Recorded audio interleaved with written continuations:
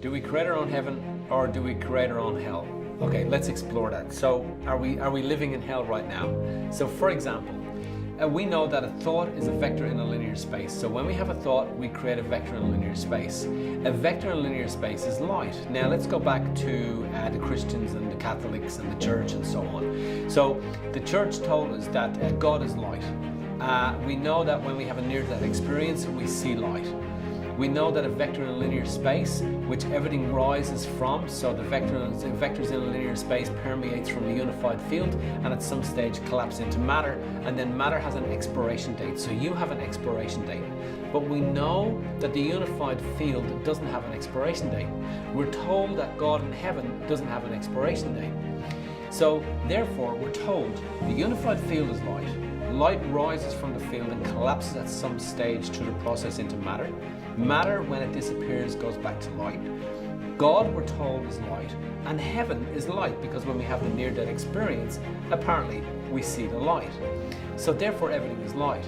And we're told that God is made in the form of light, and we're also told, because when Moses didn't he go into the bush and he saw the light and so on and so forward, and we're also told that we're made in the image of God. So therefore, we're also light, and we are. We know this. This is not scientific mumbo-jumbo.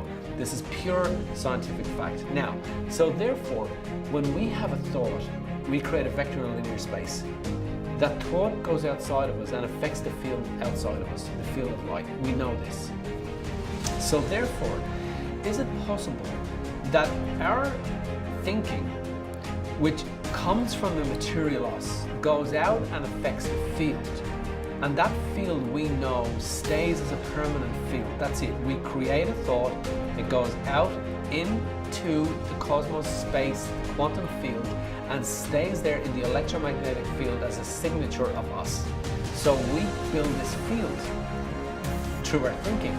So not only does it affect our body and our biology, it also affects the field outside of us and stays there. It's permanent, it's in the field, it's a signature. That's the way it is. So therefore, matter, you and I, have an expiration date. So we die.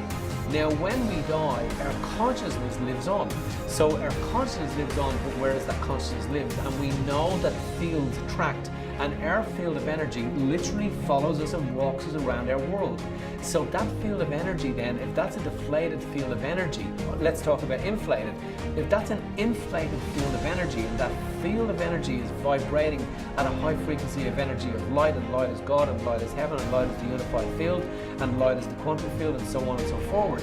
Well, if all that is vibrating and we've lived in that high vibrational thinking, and then we leave our body and we die because it has an expiration date, and then our thought, our consciousness has to go and live somewhere, and similar fields of consciousness of light attract, which we know that they do. Therefore, have we just created our own heaven?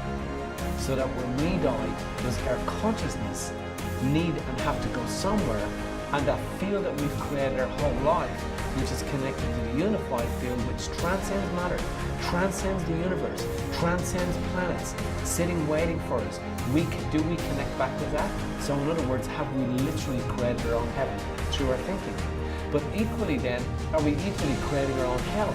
So if we're having a deflated thought, living in a deflated life, with a deflated mindset, and creating deflated vectors in linear space, creating our own deflated electromagnetic field around us, which lives on permanently, and then our body dies in a deflated way, have we literally bumped into our own hell? So in other words, is our thinking not only affecting heaven and hell on life in the material world, in the life that we call us, is it also affecting the life thereafter, and literally we're determining where we're going to be going and the eternal journey that we're going to be going on?